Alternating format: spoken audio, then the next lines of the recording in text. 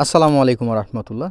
যারা এই ভিডিওটা দেখছেন তাদেরকে সকলকে জানাই শুভেচ্ছা এবং অভিনন্দন। আশা করি সবাই ভালো আছেন।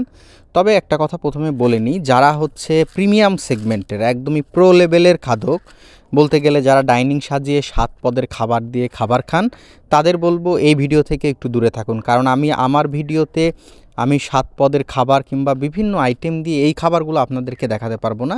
আমার এই ভিডিওটা দেখবেন তারা যারা শুধু নিম্ন মধ্যবিত্ত, যারা দেখা যাচ্ছে যে গ্রাম বাংলায় বসবাস করে থাকেন, গ্রামীণ পরিবেশে বসবাস করে থাকেন, যারা এক তরকারিতে বিশ্বাসী, সকালবেলা দেখা যাচ্ছে যে ভাজি এবং তার সাথে কিছু একটা তরকারি করেন, সেই খাবারগুলাই নিয়েই আজকের আমি সামনে হাজির হলাম। আমি আজকে সকালের খাবার খাচ্ছিলাম। তো একটা মানুষের যতটুক খাবার লাগে ঠিক ততটুক পরিমাণে আমি সম্পূর্ণ অর্থে খেয়ে দেখাচ্ছি।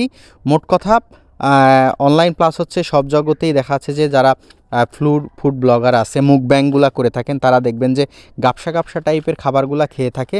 অ্যাকচুয়ালি তারা খাবারগুলা পুরাটুকু খেতে পারে কিনা, আমাদের এই স্টমাকগুলা কতটুক খাবার আসলে ধারণ ক্ষমতা রাখে, এটা আপনি আমি স্বাভাবিকতে সবাই জেনে থাকি।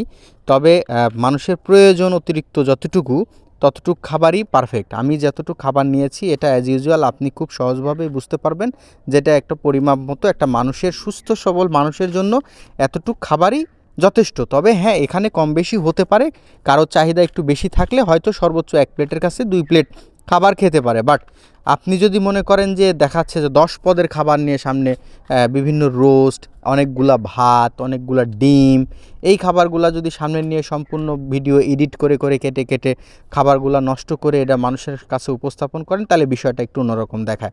আমার এখানে কোনো ভেজাল নাই, একদমই পিওর অথেন্টিক এবং সম্পূর্ণ অর্থে আমি যে খাবারটা খাচ্ছি একদমই এটা আমার সকালকার খাবার ছিল। সকালকার খাবার একটা শাক ভাজি ছিল, আপনারা দেখেছেন। প্রথমে ওই শাক ভাজিটা দিয়ে আমি খেয়ে নিয়েছি। ওই শাক ভাজিটা আমার বাড়ির পাশেই ছিল, ওটা তুলে নিয়ে এসে সকাল সকাল ভেজে ওটা দিয়ে খেয়েছি এবং সাথে কলার তরকারি, যেটা কাঁচা কলার তরকারি, কাঁচা কলারটা দিয়ে হচ্ছে তেলাপিয়া মাছ রান্না করা হয়েছিল, এটা দিয়ে আমি 1 প্লেট ভাতের সাথে সকালের খাবারটা কমপ্লিট করেছিলাম। এবং তাদের উদ্দেশ্যে এই কথাটা বলতে চাই যে যারা ভুলভ্রান্তি ভিডিওটা মুখরোচক খাবার সামনে দেখেন, অনেকগুলা খাবার সাজিয়ে রাখছে, আসলে সেই ধরনের কোনো ভিডিও নিয়ে আপনাদের সামনে আমি হয়তো হাজির হতে পারবো না, কারণ আমার স্টমাকের ক্যাপাসিটি অতটুকু না। আমি যতটুকুই পারি রিয়েল অথেন্টিক এবং পিওর সেই জিনিসগুলাই আপনাদের সাথে শেয়ার করে থাকি।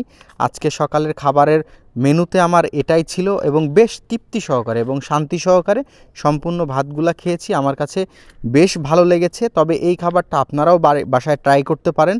কলা দিয়ে, কাঁচা কলা দিয়ে তেলাপিয়া মাছ, এই খাবারটা খুবই সুস্বাদু হয়েছিল এবং ঝোলগুলাও খুবই গাঢ় টাইপের হয়েছিল। আমার কাছে খেতে খুবই ভালো লেগেছে। যাই হোক, আমার পেজের সাথে যারা সংযুক্ত আছেন তারা অবশ্যই জানাবেন যে আমার ভিডিওটা কেমন লাগলো। এবং সচরাচর আপনাদেরকে একটা কথা বলে থাকি যে এই সেক্টরে আসলে একা একা সফল হওয়া যায় না। আপনারা ক্রমাগতভাবে আমাকে সাপোর্ট করবেন এবং আমি আপনাদেরকে ভালোবাসা দিব এবং আপনাদের একান্ত আন্তরিকতা এবং ভালোবাসা, সাহস এবং ভরসার কারণেই আমি সামনের দিকে এগিয়ে যাব ইনশাল্লাহ। আজকে আর থাকছি না, সামনে আবার নতুন কোনো ভিডিও এবং কন্টেন্ট নিয়ে আপনাদের মাঝে হাজির হব। সবাই ততক্ষণ ভালো থাকবেন, সুস্থ থাকবেন এবং সব সময়